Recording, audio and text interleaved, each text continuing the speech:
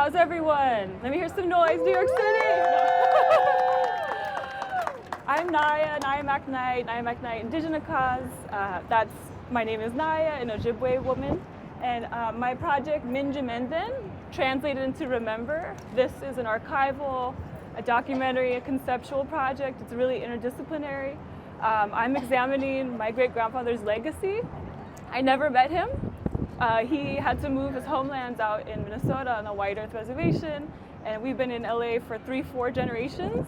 So, when some relatives passed, I discovered there's this huge steamer trunk in an attic that belonged to my great-grandfather. So at that time, my daughter, who's 13 now, she was asking me many questions about, our homelands, where did we come from, how did we get to LA, right?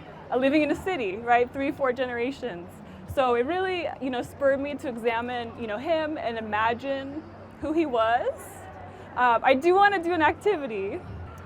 So I want you all to close your eyes, if that's okay, and think about one ancestor. It could be living, not living. I'll make sure everyone's eyes are closed. I see you. Okay, so think about this person, 10 seconds. Just think about what they look like. What do they sound like? What do they smell like? What is their favorite color?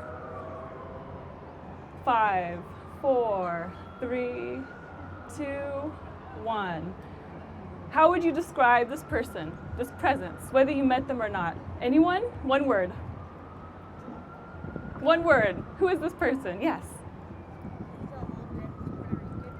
Okay, old man that's Puerto Rican. Thank you for a description. Yeah, they could be abstract too. One word. Yes. Yes. Independent. Independent. Yes. Fluffy hair. What's that? Puffy hair. Puffy hair. That's yes. Strong and formal. Strong and formal. Yes. Did you have one too? No. Yeah. So thinking about this ancestor, whether you knew them or not, they're always there with you, right? So, my great-grandfather, him moving, to the city 3-4 generations ago, I felt I could relate to him being an urban indigenous person, right? Living in an environment where, you're not always acknowledged. And then, our history with the residential boarding schools, there's a lot of memories that I had to unpack with this, but I didn't want to focus on the trauma. I wanted to focus on the joy, him serving in the war. He lived at a time, so this was just 100 years ago. He wasn't considered a citizen in his own country, right? So with that, in this photo right here, the diary, he mentions he applied to be in the U.S. Marines. They rejected him. They said he's not a citizen because he's Native, right? He later joined the Army, served as captain. And then, in these photos, I don't just have the materials he left in the trunk, the photos. I'm also photographing my daughter, my niece. For the process, I was really consulting relatives that live on the reservation, right? Relatives that live in the city with me, in Albuquerque, all over, right? And through, audio files, recording, I was really able to piece together who he might have been, right? And this is just my interpretation. But, being here, I just feel so grateful you all are sharing this family history with me. And I hope you all, continue to do this ancestor memory work because, truly it is a living, breathing memory that exists in all of us, right? Because I think we have some more time, does anyone want to ask questions or look at something closer? Oh, yes. Is this a way of you expressing not really knowing too much about your background and stuff and allowing your kids to be able to basically see it for a long lasting time and then see it, capture the moments where they found out exactly who they were? Yeah, no, that's a great question. I think this work, I moved away from my documentary background and really dove deep inward, trying to figure out who I was, what's my place in a city where, I don't see a lot of narratives that relate to my own family. But, I think every day we're trying to find out, is this what I'm supposed to be doing? Is this who I am? I'm very much in touch with my relatives out on Standing Rock, my Lakota side, my Ojibwe side. I found out through my digging that, John had to sell his land because of just the economy, thinking of taking care of his family, moving to the city. Yeah, so, we don't have those ties to the land anymore on the whiter side, or my Ojibwe side, right? But very much our family, whether we're filmmakers, whether we're powwow dancers, traditional flute players, we're all connecting to where we came from in different ways. Thank you. Did you ever think about doing like a documentary? Oh, yes. I'll give you my Venmo if you're interested. Yeah, thank you. Any other questions? Yeah. Who's the lady in the picture over there? This middle one? Yeah. Yes, so this is my great-grandmother, Eva Makopian. So this is my Lakota side, right? So at that time, marrying someone outside of your tribe was a big deal. So he married, a Lakota woman. He's Ojibwe. We were enemies a long time ago. But, with that, after speaking with relatives, in particular my great-aunt, she often asked me if there was more information about her because we don't often hear about the women in our family.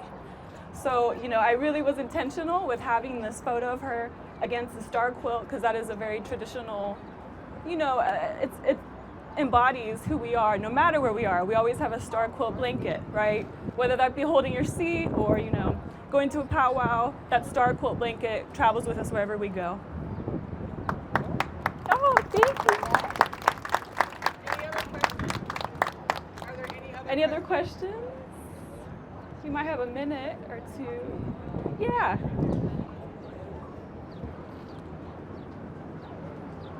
How did you know where to start when you saw everything laid out, and how did you know it was correct? Yeah. That's a good question. I'm someone where I spend a long time working on personal work. So when I started this, it looked much different. And, with encouragement from others, I kept diving deeper and deeper. And as I got older, right, I realized I was looking for different questions, different answers, based on each time I was approaching these materials, talking with other ancestors, other relatives. I think this is very much ongoing. And it is collaborative, right, with my family. My niece, she's a filmmaker. My brother's a camera operator. My mom's a painter, right? So we all are very inspired by where we came from. And I don't think that ever ends. But yeah, and I think initially I started this because my daughter asked me, where do we come from? And I didn't know how else to articulate it than to show her, right? So this is very much an offering to my family, right? Showing them wherever they are, whether they're here, out on the reservation, LA, Albuquerque, right? That, this is where we came from, and we all have to remember that, we're strong and our ancestors went through a lot, right? And, it's very much up to you to hold that memory, that legacy, and always continue to work on it. Do I have any other questions? Yeah. First off, thank you for sharing your family with us. It's very valuable. My question is, what was one difficult thing when you was curating this process? And what was one thing that you learned about yourself when you put this all together? Yes, that's a really good question. So thanks to Taylor Irvine, who curated this. She's a National Geographic photographer, Montana native, very, very engaged in the community, right? Through her direction, I really began to embrace any fear of the unknown. And